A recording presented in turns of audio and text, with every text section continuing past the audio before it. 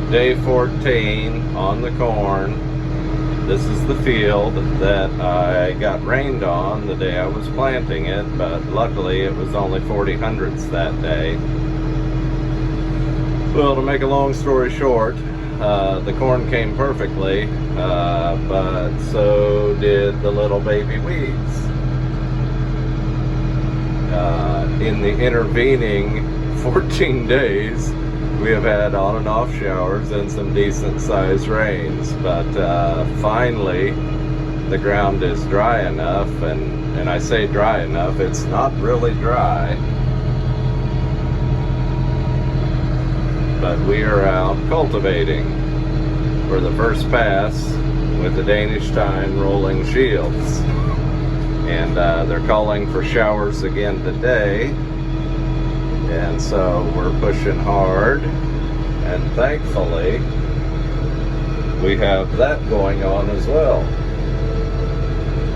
So we are accomplishing 12 rows of cultivation, and things are looking pretty good. Thankfully we have decent drainage on the bottom here, and so there are no standing wet holes on it, but we will just keep trucking along.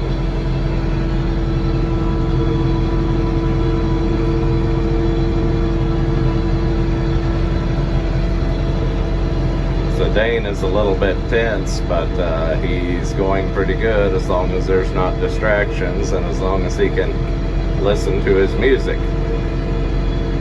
Before very long he will learn how to run on autopilot, kind of like I'm doing right now, trying to talk and film and cultivate at the same time.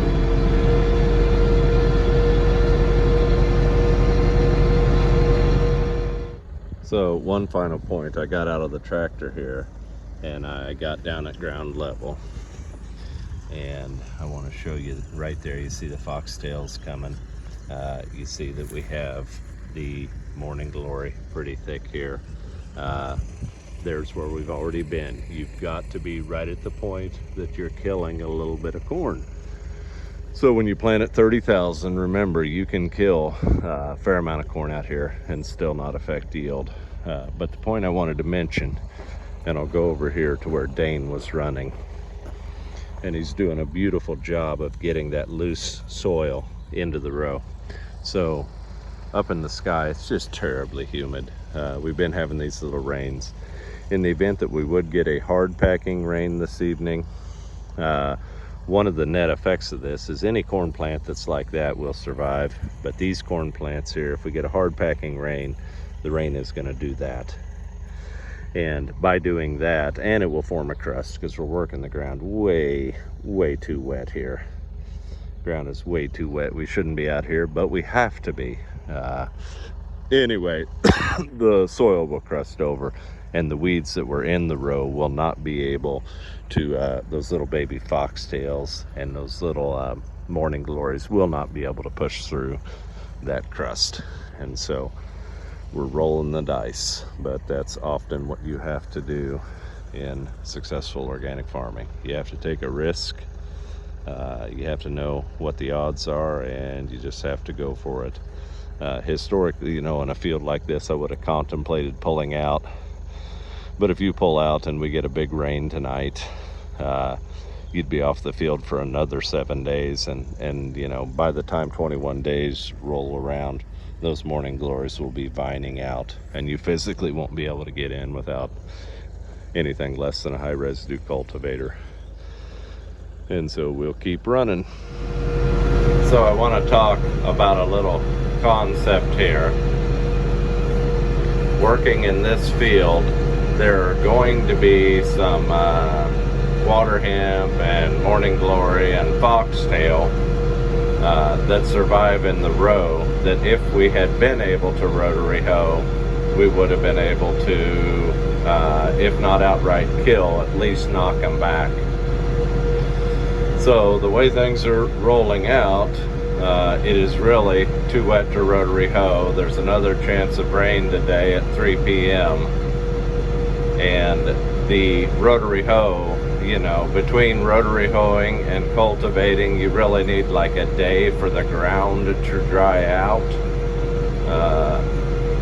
And so what we are doing here, we have a chance of rain. The soil is so mellow, we are going to try and physically bury those weeds in between the row, or in the row itself. You know, so this cultivator has the 14-inch gap on the shovels. When I get into the mellow dirt here, I can move faster. So what we're physically trying to do here, since we don't have time or the correct conditions for the rotary hoe, is to bury the weeds in the row. And in the loose dirt, you can see that we're actually doing a very good job of that. And so, you know, ideally, rotary hoe to get those in-row weeds, but there's certain situations where you have to alter your strategy, and the other alteration, or the other continuation of that strategy, is that we're going to have to be back here very quick with the second pass. You really only get 2 chances to kill those in-row weeds, and normally you do that with the rotary hoe and then the first pass of the Danish tine. Well, how we are going to attempt to accomplish that on this field, oh, here we're down in the loose dirt, you can see all the baby morning glory. Look at the baby morning glory. Anyway, we're going to try and do that with loose dirt. And so, without the rotary hoe pass, how you're going to bury these weeds is you're going to come relatively very aggressively with this first pass, and then we're going to follow it up with the second pass, probably about within 7 days, with no shields on, and another very aggressive pass before the morning glory has the chance to vine out. When it's still starting to think about vining out, we will hit it another pass relatively soon with the aggressive Danish tine cultivator and try and bury those weeds. So, lots of things to think about when you're out working in the field.